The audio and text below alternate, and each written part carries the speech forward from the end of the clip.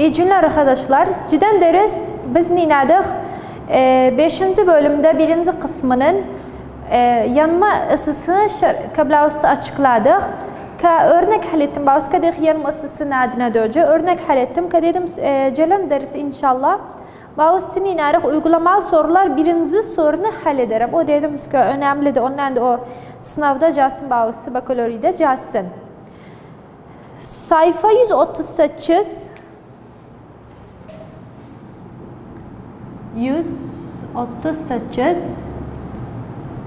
uygulamalı soru 1'di. Bakaq nedir soruya ka? Diriz CO2, bakın burada Diriz CO2 ve H2O oluşturmak için CH4 metan yanma tepkimi ısısını hesaplayınız. CO2 ve H2O oluşturmak için metan yani CH4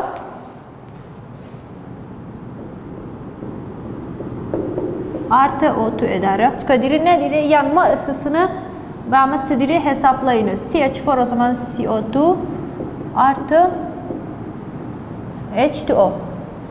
Buradan inerek, calık denkleştirerek. Burada 4 hidrojen, bir karbonumuz var, bir karbon tamam. 4 hidrojenimiz var, 2 hidrojenimiz var. Bir 2 koyarak. Calık ahir kere dediğimiz için ahir kere oksijeni denkleştirerek. Burada 2'miz var, burada da 2, 4 o zaman bir 2 koyar hatta denkleşsin. Kuralakamız neydi? Delta H kuralacağılık yazarıq. Eşittir çıkanlar eksi tepkimeye, burada tepkimeye daxil noktayla tepkimeye girenler. Eşittir. Bağımıza sınavdan iner her birisinin yani yanma ısısı ise veya oluşum ısısı tepkime ise biləmizə enerjilerini verir. İndi burada her birisinin enerjisi özü verilipti. CH4 deyir. Eşittir nəqdaya? CH4 eksi 74.9'dur. Ondan sonra nədir? H2O veribdi. O nəqdadır H2O. H2O da eksi 286. Sonra CO2. CO2 nəqda veribdi bağımıza? Eksi 393.5 verib. Bunları özü sınavda verilendi bunlar. Verilenler. Biz ne inarıq burada? Biz yerine koyarıq. Öz tepkimemiz nedir? Yani özümüz oluşturan tepkimemiz bunun delta H C istiri. CH4 varımızdı 74'tü. H2O eksi 286'dı. CO2 eksi 393.5'tü. CH4'ün oluşum ısısıdır veribdi. Yani delta H C'di. CH4 oluşum ısısı nedir? Karbon artı 2H2 eder CH4. Tamam.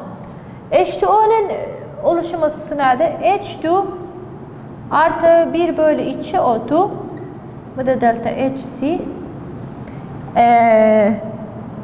Bu yok. Bu eder formation. Çünkü yanıp oksijenler. Dedik her birisi oksijenler yansa yani formation'dır. Eder H2O.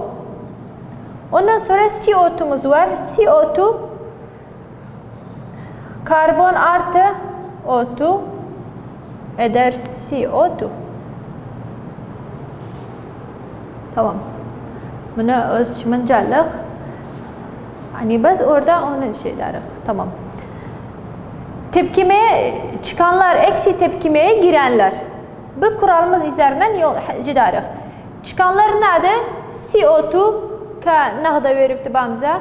CO2'nun eksi her birisinin bunların da bir de edağın çarpı mol sayısı, bir de çarpı mol sayısı eşittir. Çıkanlar kimdi? CO2'dan H2O'dur. Her vakit minikə bu notu bilazıyorum. Her vakit gazlar sıfırdır. Her vakit gaz sıfırdır. CO2 burada bamza nə qədər öyrübdü ki orada yazdığımız eksi 393.5. Biz baxaq burada eksi 393.5 tamam. Eksi 393.5 artı H2O nə qədərdir? H2O da eksi 200 yani burada madem çarpı şeyimiz var dedik nerede çarpma olsaydı o zaman H2O burada 2 mol sayımız var.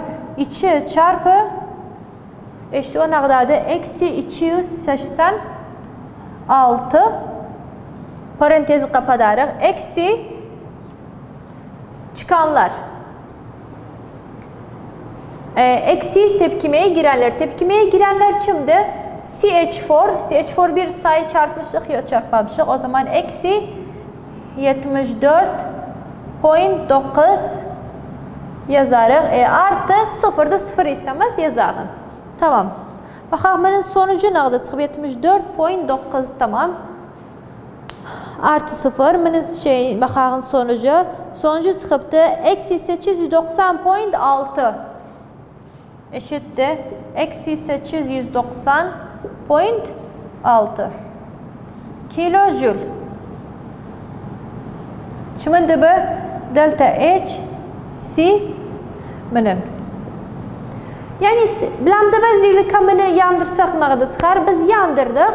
Kuralakamızda yazdık. Kuralaka üzerine biz sayılar veribdi. Zaten bunlar özü verilendi. Abqada verilenlerdi. Bunlar özü sınavda verir bamıza.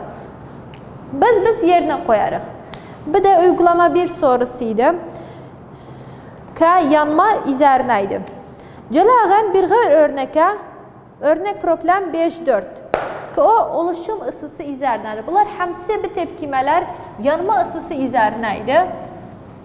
Gəlağın bir kere oluşum üzerinə. Formation. Delta HF.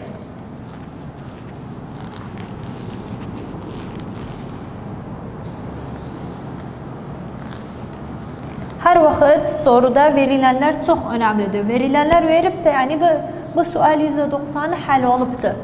Bas eğer biz diqqətdən, tərkizdən baxmasaq, verilenlərdə görməyərik, o deyərik, bu necə həll olur.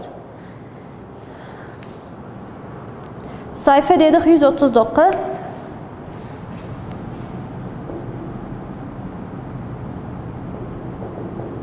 Örnek neçədir? Örnek 5-4'dür.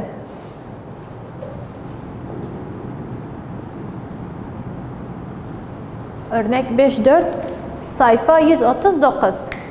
Sualda nedir? Aşağıdaki kimyasal denklemleri kullanarak karbon 5, hidrojen 13, pentan oluşum ısısını hesaplayınız. Pentan yani karbon 5, hidrojen 12. Ve diri aşağıdaki kimyasal denklemleri kullanarak yani verilenler veripti bamıza. Verilenler baxaq nədir? Karbon artı O2 eder CO2. Ne kadar verip? Delta H eksi 393.5 H2 bunları verilendiler. Yani sınavda öz verir bunları. O2 eder H2O. H2O ne kadar veripti? 285 eksi 285.8 kilojül. Pentan oluşum ısısını hesaplayınız. Bir de pentan yanma ısısını veripti bamıza. 12 karbon 5 hidrojen 12 artı 8 O2 5 CO2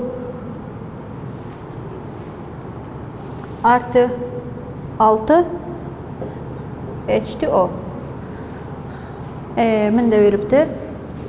Delta H eşittir eksi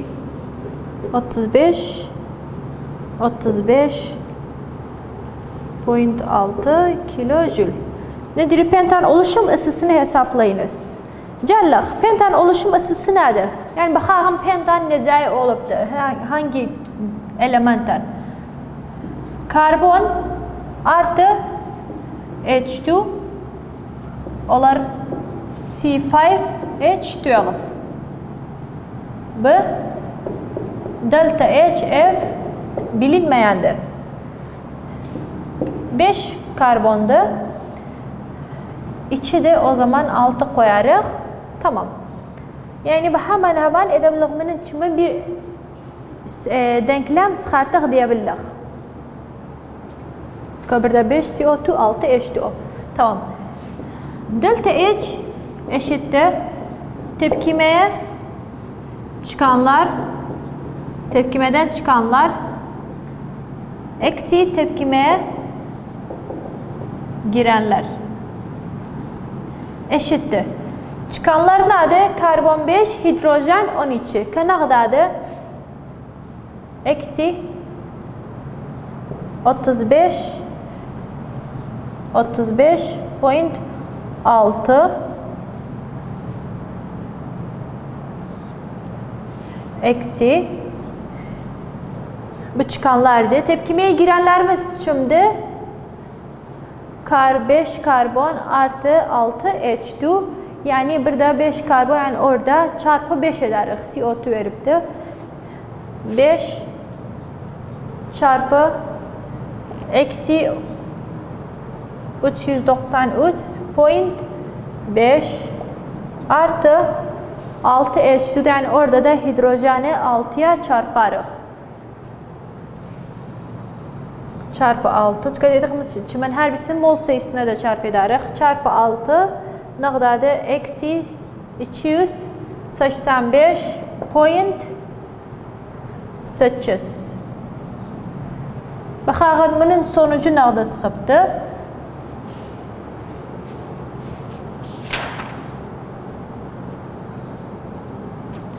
Sonuç çıxıbdır. Eksi 145.7. Eksi 145.7 kilojül. Biçim delta H C K meninde. Yani delta H F dedik. Delta H F yani formation kimin pentan oluşum ısısının sonucu nəqda çıxdı? Eksi 145.7. Yani orada da çarpı 5, yani 5 karbon, 5 CO2. Yani o zaman biz burada edebiliriz deyəğən. Madem burada bunları 5 karbon, 6 eşitdir, bunları da çarpdıq. O zaman burada da deyebiliriz. Bunu çarpı 5 edərik. Bunu da çarpı 6 edərik. Hatta bundan ötürlü. Yani buna çarpmışıq. Bunu da buna çarpmışıq. Bu da oluşum ısısı üzerine örnekimizdi. 5-1 tekrarın sonuydu bu da. Uygulamalı sorumuz var. 1, 2, 3 sorumuz var. Uygulama sorusu da. Onlar da aynen yoldan hal olur. O 5-1 bölümün tekrarında evde hal ederiz özümüz. Hatta zaten tanımdı. O 1-2 sualdan kolay sorulardı. Gelağın 5-2 kısmına.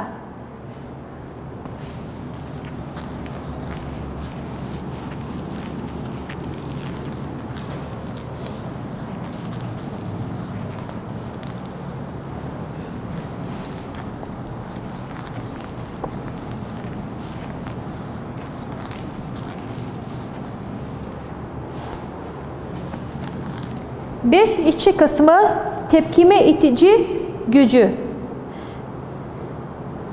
Tepkime itici gücü. Tepkime itici gücü.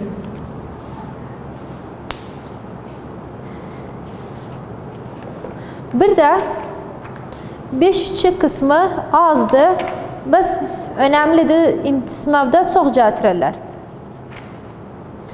Burada bir şeyimiz var. Zedram lauza verim. Tamam, bir de döcüldü. Tepkime itici gücü üzerinedir. Çözüm, bir de 5-2 örnek aşağıdaki mesel denklemi tamam.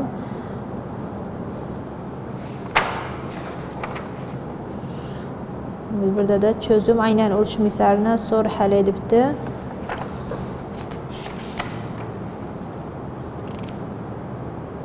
Bir bölüm tekrarda 5-2 tepkime itici gücü.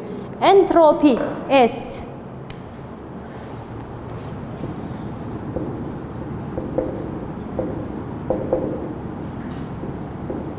Entropi S. Baxaq tanımı nədir? Rastgele sistem düzensiz sistemdir. Rastgele eğilimine entropi denir. Yani eğer rastgele bir sistem ise ne deyilir? Rastgele eğilimine entropi denir. Entropinin tanımı rastgele sistem düzensiz sistemdir. Rastgele eğilimine entropi denir. Sistem düzensizliğine doğrudur. Sistem düzenliğe doğrudur. Eğer diri delta S artı ve eksimiz var. Delta S artı çıksa düzensizdir. Düzensizliğe doğrudur. Bu eğer delta S eksi çıksa yani düzenliğe doğrudur. Delta S yani düzenliğe doğrudur. Entropi ve tepkime eğilimi. Not, çözelti oluşturma sistemi gazların karıştırılması ya da sıvının başka bir sıvıda çözülmesi ya da katının sıvıda çözülmesi gibi örneklerde entropi artış olur yani değeri artı pozitif olur. Eğer çözelti oluşturma sisteminde gazların karıştırılması ya da sıvının başka bir sıvıda çözülmesi ya da katının sıvıda çözülmesi gibi örneklerde entropide artış olur yani değeri artı pozitif olur. Delta S yani S2 eksi S1. Delta S yani S2 eksi S1. Neyse delta T'de dedik T2 eksi T1 burada da S2 eksi S1'dir. Minite entropi ise bir kuralımız var. Delta G eşittir delta H eksi T delta S. Delta G eşittir delta H eksi delta T S eksi T delta S eksi T delta S. Bu çok asan bir kuraldır.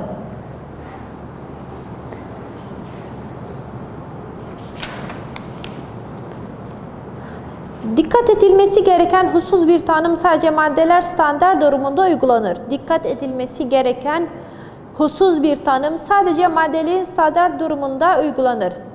T, delta S, delta G ve delta H aynı birimdir. Kilojül bölü mol. T, delta S, delta G ve delta H aynı birimdir. Hepsi aynı birime sahiptir. Kanadi kilojül bölü mol genel olarak delta S kullanılan birim kilojül mol çarpı Kelvin. Eğer delta G büyük küçük ise sıfırdan tepkime kendi kendine gerçekleşir. Delta G küçük ise sıfırdan. Tepkime kendi kendiliğine olur. Kendi kendiliğine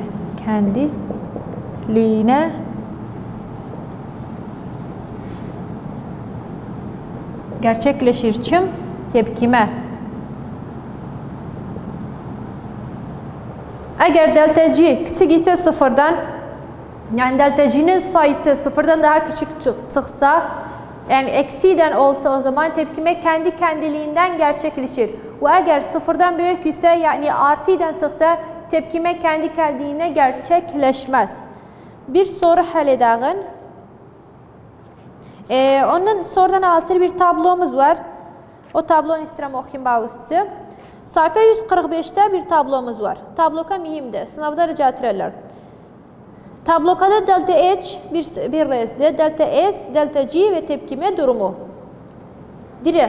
Negatif yani egzotermik tepkimedir. Negatif olsa egzotermik bir tepkime çıkar. Delta S pozitif olur, daha fazla rast gelir. Delta G her zaman negatiftir. Eğer delta H bir kere aynen egzotermik bir tepkime olsa, delta S de negatif olsa, düşük ısıda negatiftir delta G. Delta H pozitif endotermik tepkime olsa, delta S aynen pozitif olsa, delta G yüksek ısıda negatiftir. Yüksek ısıda spontanedir. Tepkime durumu. Delta H bir pozitif endotermik tepkime olsa, delta S negatif, daha az rastgele olur. Delta G hiçbir zaman negatif olmaz. Her zaman eğer sonra sınavda cevap dese, her zaman delta G hiçbir zaman negatif olmaz. Eğer delta H pozitif ise ve endotermik bir tepkime ise ve eğer delta S negatif ise daha az rastgele, yani daha az şey olur. Delta S negatif olur veya delta H de pozitif. Ve bir de delta G hiçbir zaman negatif olmaz. Bu bir tabloydu. Sayfa 145'te en alt kısmındaydı. Sonra gelək örnek problem 5-5'e.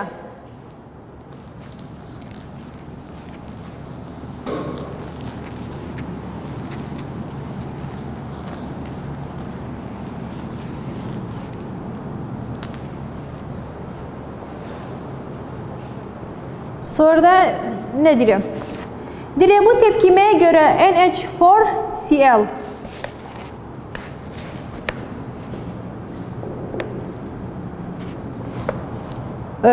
sayfa 146 örnek 5-5 NH4Cl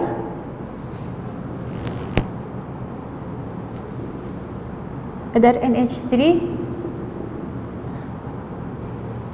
artı HCl 298 Kelvin veribdi bamza derecesinde. Delta H veribdi. Nağdadı 176 kilojül bölü mol ve delta S nağda veribdi 0.285 kilojül bölü mol aynı. Delta G değerini hesaplayınız. Delta G istiri. Yani T de veribdi bilemizə. Delta S de veribdi. Delta G değerini hesaplayınız. Delta G kuralı nerede? Delta G eşittir. Delta H eksi T delta S eşittir. Delta H ne kadar veribdi bilemizə? 176 eksi T ne kadar verib? 298. T'ye el vurmarıq. Nəticə çıxır. Zaten biləmizə Kelvin ne veribdi? Silisi ne versəydi? Onda artı 273 edərdik. Delta S ne kadar veribdi? 0.285. Bunu biz çarpı eksi edərik. Sonuç biləmiz ne kadar çıxar? Sonuç çıxar 91 kilojül. Bölü mol. Bu da delta G yani delta S entropi sorusuydu. Ve bir de geldik 5-2 kısmın sonuna. Gələcək ders 6. bölüme başlarıq. Umarım 5. bölümünden de anlayıpsınız ve uygulamalı sorularda anlarsınız. Gələcək ders 6. derse başlarıq.